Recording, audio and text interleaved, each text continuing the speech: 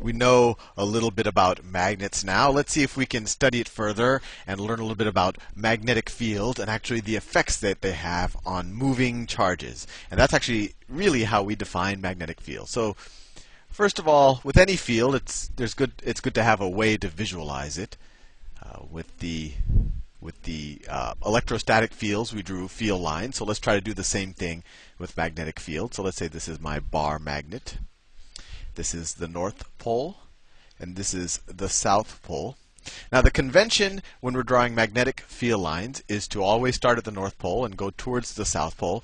And you can almost view it as the path that a magnetic north monopole would take. So if it starts here, for a magnetic north monopole, even though as far as we know they don't exist in nature, although they theoretically could, but let's just say for the sake of argument that we do have a magnetic north monopole. If it started out here, it would want to run away from this North Pole and it would try to get to the South Pole. So it would do something, its path would look something like this.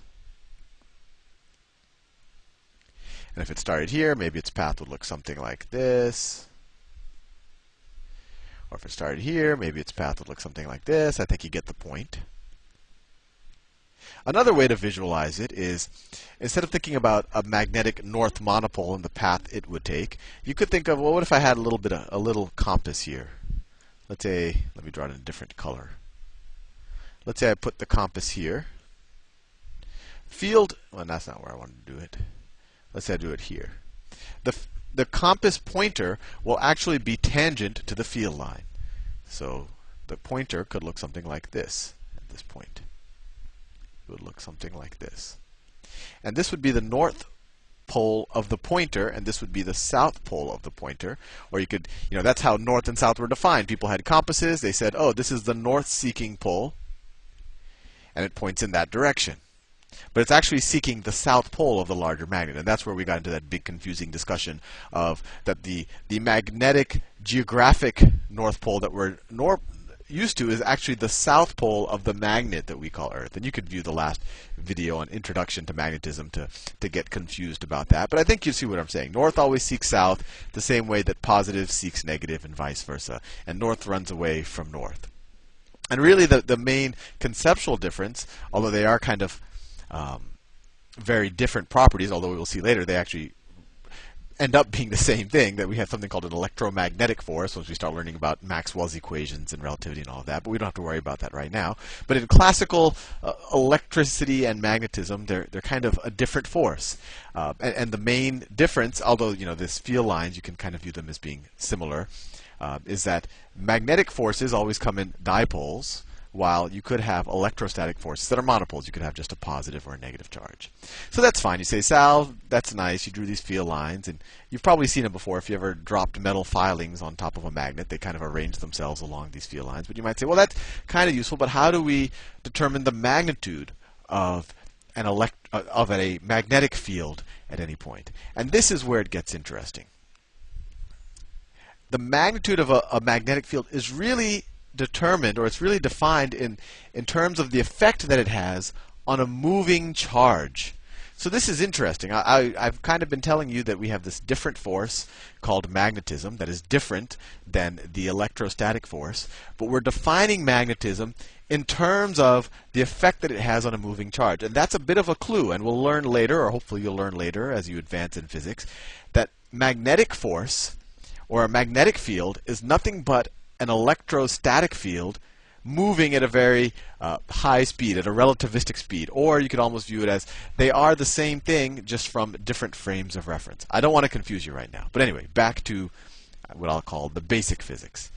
So if I define a magnetic field as B, so B is a vector and it's a magnetic field, we know that the force on a moving charge, could be an electron, a proton, or some other type of moving charged particle. And actually this is the basis of how they, when you have super colliders, how they get the particles to go in circles and how they study them based on how they get deflected by the magnetic field. But anyway, the force on a charge is equal to the magnitude of the charge, of course this could be positive or negative, times, and this is where it gets interesting, the velocity of the charge cross the magnetic field. So you take the velocity of the charge. You can either multiply it by the scalar first, or you can take the cross product and then multiply it by the scalar. It doesn't matter because this is just a number. This isn't a vector. But you essentially take the cross product of the velocity and the magnetic field, multiply that times the charge, and then you get the force vector on that particle. Now there's something that should immediately, if you hopefully got a little bit of intuition about what the cross product was, there's something interesting going on here. The cross product, it cares about the vectors that are perpendicular to each other.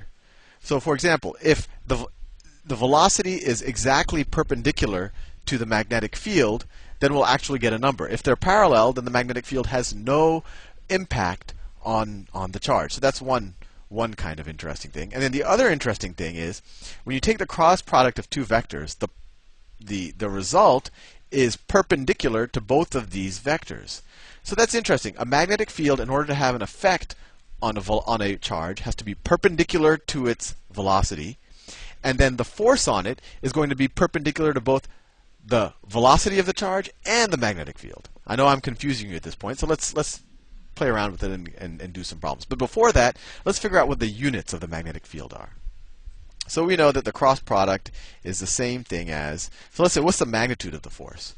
The magnitude of the force, and I'm going to arbitrarily change colors, is equal to, well, the magnitude of the charge, this is just a scalar quantity, so it's still just the charge, times the magnitude of the velocity, times the magnitude of the field, times sine of the angle between them. This is the definition of cross product, and then we could put, if we wanted the actual force vector, we could just multiply this times the vector we get using the right-hand rule. We'll do that in a second. But anyway, we're just focused on units. Sine of theta has no units, so we can ignore it for this discussion. We're just trying to figure out the units of the magnetic field. So force is newtons. So we could say newtons equals, charge is coulombs, velocity is meters per second, and then this is times the I don't know what we'll call this, the B units. We could call them unit sub B. So let's see, if we divide both sides by coulombs and meters per second, we get newtons per coulomb, and then if we divide by meters per second, that's the same thing as multiplying by seconds per meter, equals the magnetic field units. So the magnetic field in SI terms is defined as Newton seconds per coulomb meter. And that might seem a little disjointed, and they've come up with a brilliant name, and it's named after a deserving fellow, and that's Nikola Tesla. And so the 1 Newton second per coulomb meter is equal to 1 Tesla. And I'm actually running out of time in this video because I want to do a whole problem here. But I just want you to sit and think about it for a second. Even though, in life we're used to dealing with magnets as, we have these magnets, and they're fundamentally maybe different than what at least we imagine electricity to be. But the magnitude of, or actually the units of magnetism is actually defined in terms of the effect that it would have on a moving charge. And that's why the unit, 1 Tesla, or a Tesla, is defined as a Newton second per coulomb. So the electrostatic charge per coulomb meter.